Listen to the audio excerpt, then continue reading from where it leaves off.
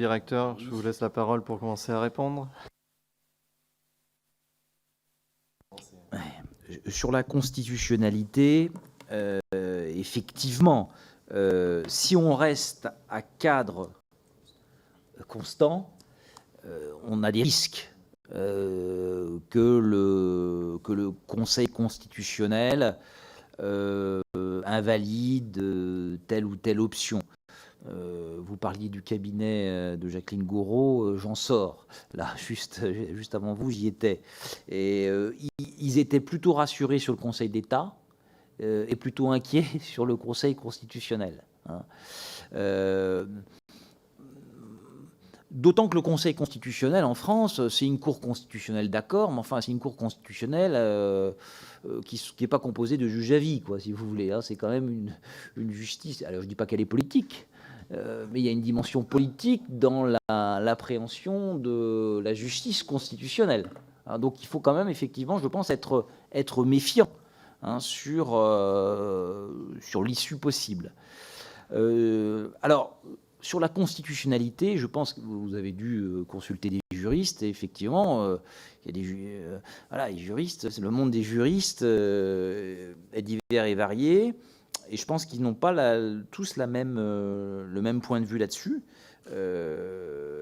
Entre un Dominique Rousseau et une Géraldine Chavrier, je ne suis pas sûr qu'ils aient exactement, effectivement, le même point de vue.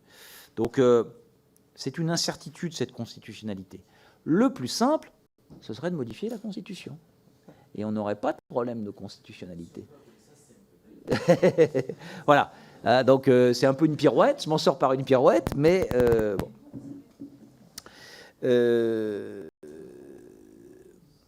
Alors, votre deuxième question, excusez-moi, je l'ai mal notée. C'était Arnaud. Oui. Je crois pas. Je crois que... enfin, je crois pas. Est-ce qu'on est à maturité peut-être que la crise n'est pas encore assez grave pour changer véritablement de logiciel. Hein, de logiciel, comme vous l'avez dit, dans la ventilation des compétences, dans une conception plus ascendante des compétences, de commencer par... Voilà, les compétences sont exercées par le bas, seules celles qui ne peuvent pas être exercées par le bas remontent d'une certaine manière. Hein. C'est ça, ça serait ça un petit peu la logique de la subsidiarité. Est-ce qu'on est prêt à le faire Est-ce que le gouvernement est prêt à le faire Enfin, je ne pense pas qu'il le soit complètement. Enfin, vu le contexte... Et puis, effectivement, on a des élus locaux qui...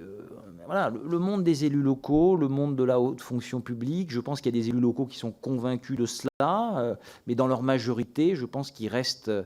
c'est assez confortable d'avoir un État que l'on peut vilipender quand même régulièrement. Voilà, c'est quand même assez confortable hein, d'être... L'irresponsabilité... Être un jeune enfant, c'est quand même assez confortable. Être immature, c'est confortable. Hein, c'est une forme de confort. Donc sortir de ce confort-là, je ne suis pas sûr que, les élus locaux le veuillent.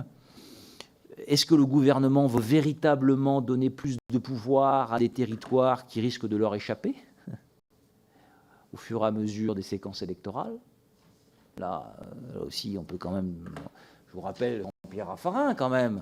Pierre Raffarin, régionaliste, un décentralisateur. Bon, après les élections régionales de 2004, il a un peu fait machine arrière. Hein. Donc voilà, la politique, c'est aussi cela. Alors sur les propositions, moi j'en ferai deux sur les propositions. Je pense qu'on a un vrai problème communal. Alors là je suis à rebours du communalisme ambiant, hein, je vous le dis franchement. Moi, je suis un fanat des communes nouvelles. Je trouve que Jacques Pélissard, c'est vraiment un président de l'AMF qui a été courageux. Hein. Je crois qu'effectivement, on sauvera les communes par les communes nouvelles hein, et qu'il faut les encourager. Je ne dis pas qu'il faut les généraliser, mais que fixer peut-être un seuil de formation d'une commune de plein exercice à 1000 habitants, c'est un peu iconoclaste de dire ça, mais voilà, ça doit sans doute être adaptable, etc. Mais je pense qu'il faut accélérer sur la question communale. Il faut accélérer aussi sur le périmètre des communes en milieu urbain. On le voit dans plusieurs campagnes électorales dans les grandes villes. Vous voyez, la taille de la commune de Paris, c'est devenu ridicule. Mais c'est vrai aussi de la taille de la commune de Lyon, de Rennes, de Nantes. Voilà. Donc la question, vous voyez, des propositions sur le nombre de communes, le périmètre des communes, à mon avis, ce sont des questions très difficiles, évidemment, mais il va falloir se poser la question, parce que sur les questions de cohésion, de transition écologique, etc., de fiscalité, ça nous pose des problèmes relativement insolubles. Et puis sur les propositions, effectivement, moi je trouve qu'on a loupé deux choses. On a loupé le conseiller territorial. Moi, j'étais favorable, mais même ceux qui l'ont combattu aujourd'hui en conviennent. On a loupé le conseiller territorial et on s'est pris la carte des régions. Et si on avait gardé le conseiller territorial à carte régionale constante, on aurait pu fusionner et faire enfin la collectivité intermédiaire unique en France. Alors, est-ce qu'on peut défaire la carte régionale? Ça, c'est la question. Si on peut le faire, voilà, pourquoi pas? Ça peut être un bel exercice démocratique d'avoir des référendums dans chaque département, de savoir dans quelle région il veut être. Ça peut être un bel exercice démocratique, ça peut être un grand débat, un beau débat. Mais il y a des risques politiques, des coûts politiques éventuels. Voilà. Donc la question des collectivités uniques, où c'est possible, je pense qu'il faut là aussi, je pense qu'il faut le législateur peut encore les faciliter, mais d'une certaine manière, le législateur, il ne pourra pas se substituer aux élus locaux. Si les élus locaux ne veulent pas faire leur collectivité unique, voilà, les Alsaciens ont réussi, et bien réussi parce qu'ils ont été soudés et collectifs. Si dans d'autres territoires ça ne se passe pas, le législateur ne pourra pas l'imposer. Bon. Redéfinition des compétences.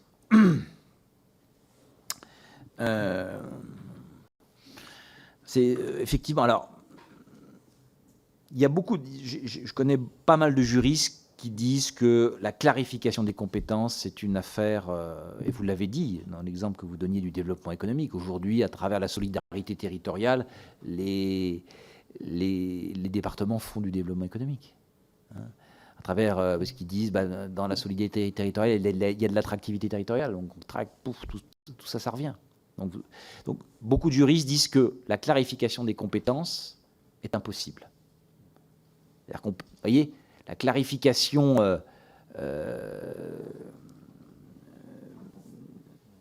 véritablement formelle des compétences, elle est pratiquement impossible.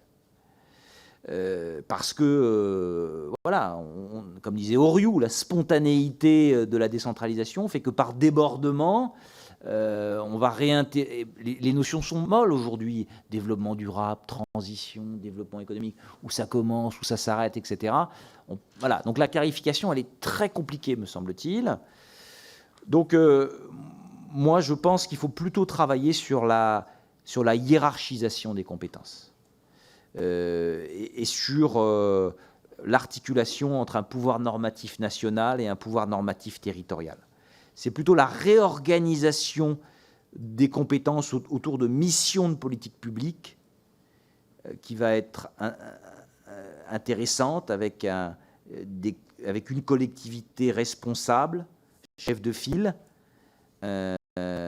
plutôt que de clarifier dans le texte le qui fait quoi. Parce que la spontanéité de la mise en œuvre des politiques publiques fait que ça va être débordé, quoi, me semble-t-il. Sur l'Agence nationale de cohésion, j'espère que personne ici...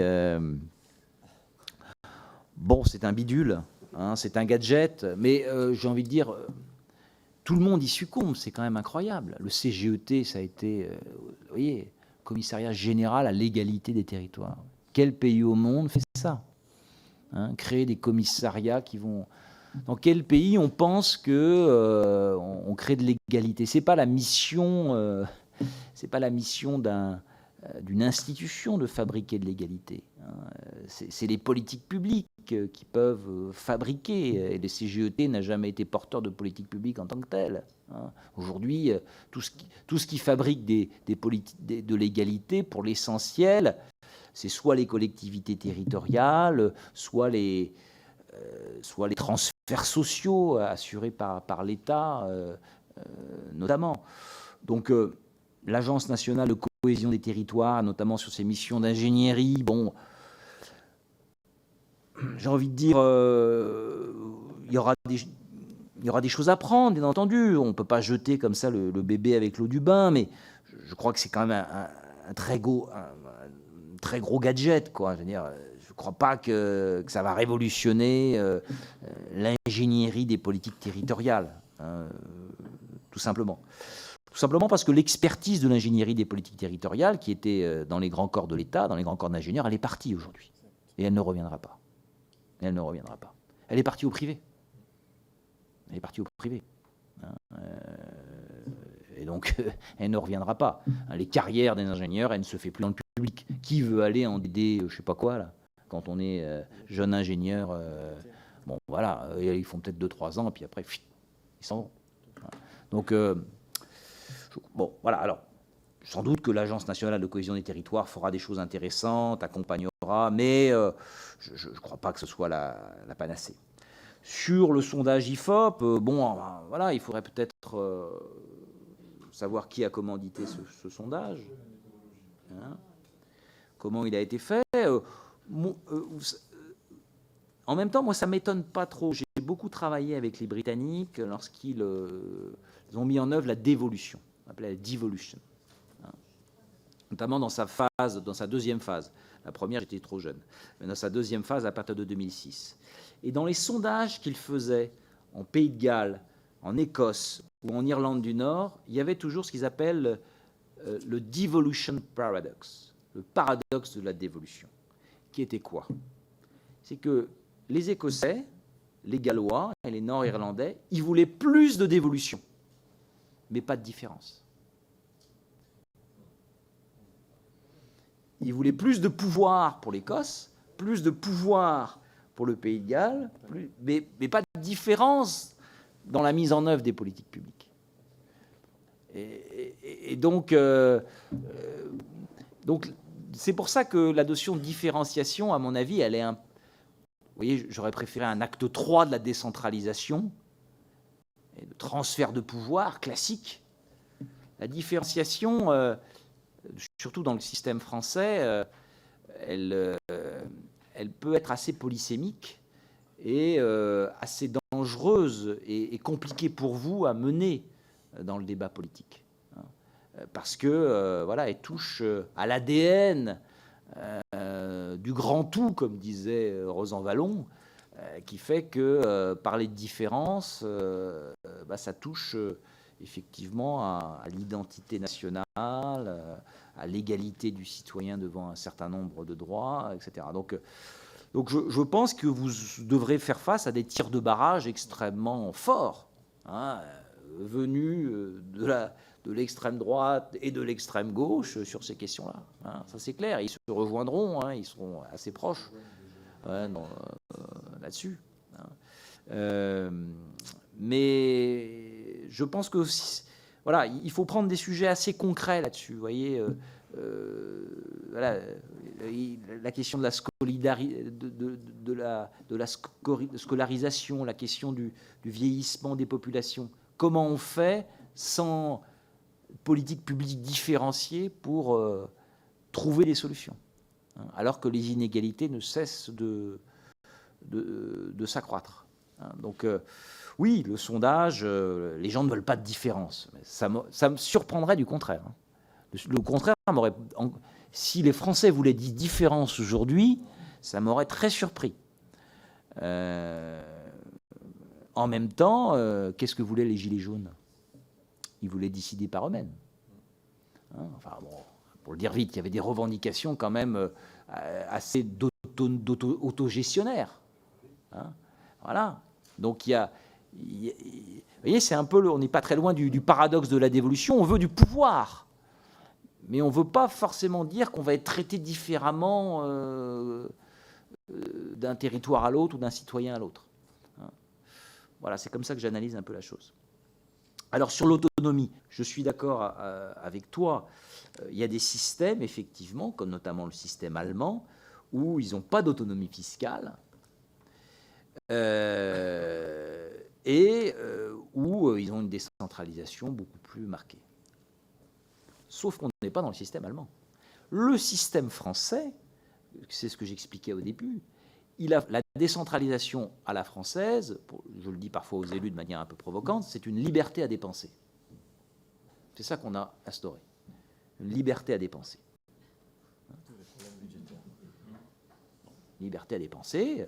Et, alors, la plupart du temps, à bien dépenser, il y a eu des beaux projets avec la décentralisation. Jamais l'État aurait fait plein de choses qui se sont faites dans les territoires, quand même. J'aime se le dire. Hein. C'est pour ça que la décentralisation est intéressante. Mais on a conçu notre décentralisation comme une liberté à dépenser et pas à exercer des compétences. Hein. Et donc, c'est pour ça que l'autonomie fiscale est assez consubstantielle du modèle de décentralisation à la française. Donc si on coupe, moi je veux bien qu'on coupe l'autonomie fiscale ou voire l'autonomie financière, mais dans ce cas-là, il faut donner beaucoup plus de pouvoir réglementaire. C'est-à-dire que dans le système allemand, qu'est-ce que c'est ? C'est un pouvoir législatif régional, d'abord, et ensuite c'est le Bundesrat, le Sénat allemand, qui peut bloquer la procédure législative nationale si les intérêts des régions sont attaqués par le pouvoir fédéral. C'est l'inverse de nous. Donc la défense les libertés locales en France, c'est la liberté à dépenser. C'est les 75% d'investissement public local. C'est ça notre modèle. Jusqu'à présent, moi je veux bien changer de modèle, hein. J'y suis prêt. Mais dans ce cas-là, il va falloir changer de logiciel et réformer le Sénat. Oui, c'est surtout ça que je pense. Mais moi je veux bien. Moi je suis un farouche réformateur du Sénat. Deuxième question, Didier. La deuxième, tu as répondu, c'était sur la peur de l'égalité. Ouais. Et la troisième, sur le jacobinisme régional ou jacobinisme national. On l'a déjà. Oui. Non, mais ça c'est. Non, et puis oui. Surtout avec des grandes régions. Ah oui, là aussi, dans la réunion encore avant Gouraud, j'étais à la rédaction de Pouvoirs locaux. Et il y avait le directeur de cabinet d'Alain Rousset. Bon, et qui disait, ça y est, nous on est les patrons. Hein. Maintenant on est les patrons, c'est fait. Hein. On le savait à quelle heure aussi. On est les patrons. Hein. De toute façon, ça y est, il n'y a plus de, y a plus de débat. Hein. En Creux, il me donnait l'exemple, en Corrèze, sur un contrat territorial, le Limousin mettait 2 millions d'euros, nous maintenant on met 7 millions. C'est vrai. Donc voilà, c'est qui les patrons, c'est ceux qui payent. Hein. Et donc nous on paye beaucoup plus qu'avant. Donc voilà. Hein. Donc effectivement, le monde a changé de ce point de vue-là. La carte a changé les choses. Hein. Donc il y a une forme, effectivement, peut y avoir un risque de jacobinisme régional. C'est pour ça qu'il faut, à mon avis, réformer l'organisation aussi territoriale. Si on maintient la fragmentation communale actuelle, il n'y aura pas de pouvoir et de contre-pouvoir. Si on maintient simplement donc, ces grandes régions qui sont grandes, qui ont du pouvoir, et les métropoles, et rien entre les deux, ce sentiment de fracture et de déclassement, il va s'accroître. Hein. C'est ce qu'ils disaient d'ailleurs. Hein. Ils passent leur temps, mais c'est jamais assez, dans Nouvelle-Aquitaine, à câliner Limoges, à câliner Poitiers, parce que le sentiment de déclassement est terrible dans ces territoires-là. Donc oui, il y a un risque de jacobinisme régional. En même temps, on sait qu'il y a des mécanismes qui peuvent le nuancer. Vous voyez, l'idée d'avoir, si on avait une séparation du législatif, et l'exécutif, on pourrait équilibrer dans une ville le législatif, dans une autre ville l'exécutif, etc. Bon, c'est une autre forme d'organisation, mais il faudrait des autorités locales aussi plus organisées, moins fragmentées, et puis aussi que que ce pouvoir régional soit en capacité de porter les intérêts locaux à Paris. Parce que le problème qu'on a aussi aujourd'hui, c'est qu'avec la fin du cumul, hein, comment sont portés les intérêts locaux à Paris aujourd'hui, hein? C'est une vraie question. On est un peu au milieu du gué, c'est-à-dire que le cumul des mandats, il est évidemment antérieur à la décentralisation. C'est clair que dans un système décentralisé, le cumul des mandats paraît un peu bizarre. Il était d'ailleurs très peu pratiqué, par exemple, il n'est pas pratiqué dans les pays fédéraux. Sauf qu'eux, ils ont une vraie chambre de représentation des pouvoirs territoriaux, ce que nous, on n'a pas vraiment. Enfin, le Sénat, c'est un truc un peu... non, c'est pas tout à fait ça. Et c'est représentatif à 95% des conseillers municipaux. Je veux bien, moi, mais c'est pas les pouvoirs territoriaux. Ce qu'il nous faut aujourd'hui, c'est les départements représentés dans un collège, les régions représentées dans un collège et les intercos représentés dans un collège. C'est ça qu'il faut. Là, il y a du pouvoir territorial représenté et qui participe à la conception de la législation nationale. Là, quand vous avez 150 000 grands électeurs, que dans ces 150 000, ils sont à 95% des conseillers municipaux, et à 75%, c'est des communes de moins de 1000 habitants, bon, c'est pas les pouvoirs territoriaux, là, c'est la France du siècle des châtaignes, quoi. Hein. Mais ce qui est bien aussi, hein, je dis pas, mais vous voyez, ça n'a rien à voir avec la mécanique institutionnelle, quoi. Merci, on passe à la deuxième série. J'ai Guillaume et Jean-Claude. Hervé, tu veux dire quelque chose? Ouais. Tu diras un petit mot, Catherine, tant que j'y suis. Donc j'enchaînerai du coup. Catherine, Patricia, tu veux dire... Donc du coup, je vous ferai tourner dans la foulée. Guillaume, tu démarres.